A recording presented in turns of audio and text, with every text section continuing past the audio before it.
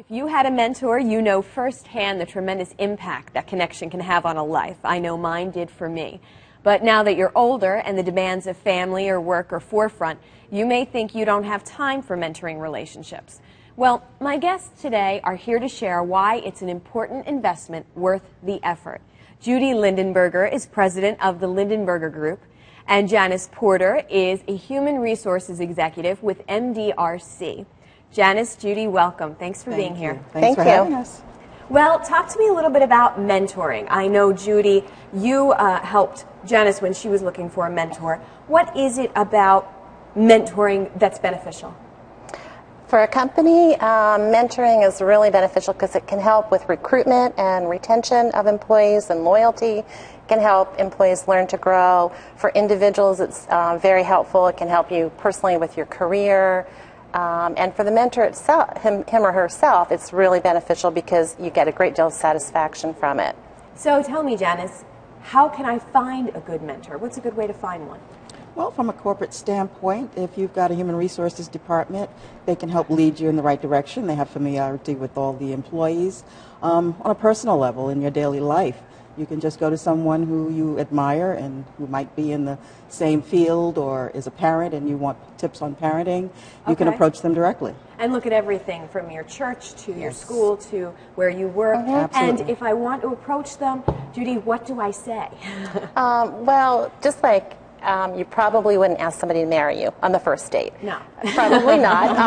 I would suggest that you take it in small steps. You don't, go to somebody and say, would you be my mentor? You might go to someone and say, can we meet for coffee? I have a situation that I'd like some advice on. And then take it from there. It's a good way to kind of leeway into the idea, getting to know somebody that way. All right, so what kind of time commitment is involved from each party, from the mentor? I mean, how much time should you expect if you're interested in putting into this? Well, it can vary. You do need to check in with each other in terms of how much time you do have to commit. A lot of it is also based on your goals and what you need to learn from this person. You could set it up, but it should be something that's regular. It should take both schedules into consideration, but pretty much it's up to the two people to decide. So it's up to you, but it could be as structured as a weekly meeting, or it could be as casual as a cup of coffee every week, or in the morning, or something like that, or a phone call, I would imagine. It could be done both ways. So how about in other areas? I know both of you have a lot of experience in business, but in other areas, such as marriage or social, or you mentioned parenting, I think. How does mentoring work for us that way, both as a mentor and a mentee? Well, I think that using the advice of people who've been down the path that you're going and who have learned things is always helpful. And I've got two daughters. I'll be married 25 years, and I still remember things that my mother told me the first year I was married that were really helpful. Sure, and I think that even more so now, because I know a lot of people have to transplant, meaning, they're moving across the country or they're moving for a job. They're away from their family, they're away from their friends. And this kind of sounds like the opportunity to create a new support system for yourself. Yes. Absolutely. Again, you said role models and people that you can talk to and get guidance from. And so have you personally benefited? How I know you have. So how have you personally benefited? By being a mentor or a mentee, which I know both of you have. Yeah, I've been a mentee on both the corporate side and personal side.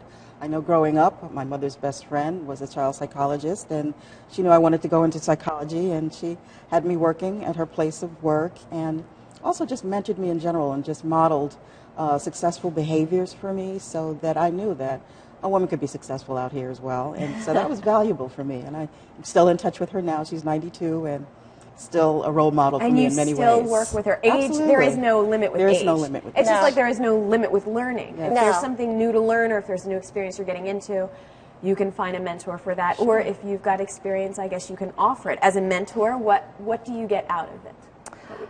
Well, I think mentoring is all about learning, just like you said. And I think for both the mentee and the mentor, it's all about what can I learn from the situation.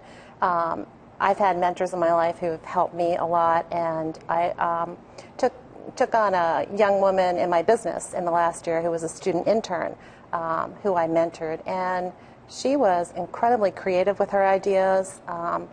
and I learned a lot from it. It was really valuable, both for So both it of us. works. It does. It works both ways. It Yes. gives you the opportunity to offer your knowledge and your experience. At the same time, you are absorbing their knowledge and their experience, sometimes what they've learned, or just understanding where they are and remembering Yes. remembering what it felt like Oh, to yes. be there. Yes, I hear that a lot on the company front, that, gee, I learned so much about what a person is going through when they first come here. Right. That I had totally forgotten because I've been here so many years. So it's been valuable on both ends. And That's they have a sense wonderful. of giving back. Well, thank you, Judy and Janice, mentor or mentee. Obviously, there's benefits, and it's something we should think about.